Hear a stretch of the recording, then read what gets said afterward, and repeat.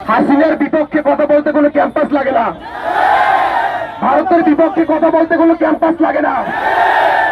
ব্যাপারটা হয়েছে কি জানেন, হাসিনাকে আমরা তারাই দিছি না, হাসিনাকে ভারত গিলতেও পারতেছে না, ছাড়তেও পারতেছে না।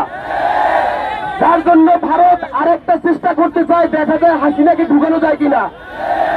সুতরাং দিল্লি না ঢাকা, দিল্লি না ঢাকা, দালালি না রাজপথ।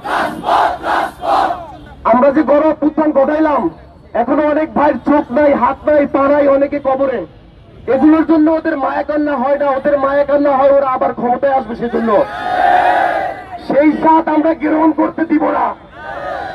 আমরা বাংলাদেশের মানুষ আজকে দেখেন কত এক, চট্টগ্রামে যে খুন করা হলো আমরা সবাই রাস্তায় নেমেছি।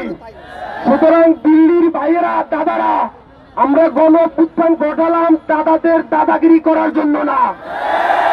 ভারতের সম্পর্ক হবে চোখে চোখ রেখে। আপনি অর্ডার করবেন আর আমরা চোখ বুঝে দাদা দাদা করবো, এটা চলবে না।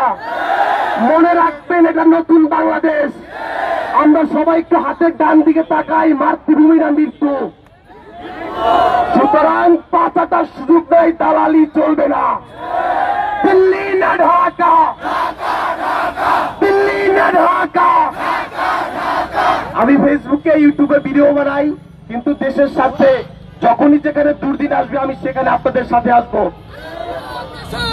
আমি আপনারা যখন কোটা সংস্কার আন্দোলন করেন তখন ছাত্রলীগের বিপক্ষে আমি ভিডিও বানাই, তখন আমি লাইভ পিক্সে ছিলাম, তখন আমি বরিশাল বিশ্ববিদ্যালয়ে আপনাদের কাছে এসে আমি আশ্রয় পেয়েছিলাম। সুতরাং এখন আমি ঢাকাতে আছি, এই দেশের জন্য অলওয়েজ প্রস্তুত। দিল্লির কোন মায়া কান্নার দরকার নাই। দিল্লিকে চোখে চোখ রেখে আঙুল তুলে বলবো, আপনি দেখুন আপনার মুসলমানদের কি অবস্থা। বাংলাদেশের কোন হিন্দুর ব্যাপারে আপনার নাক গলানোর দরকার নাই। তারা নিরাপদে আছে, তারা বাংলাদেশের গণ অভ্যুত্থানের পক্ষে আছে, তারা নিরাপদে থাকবে।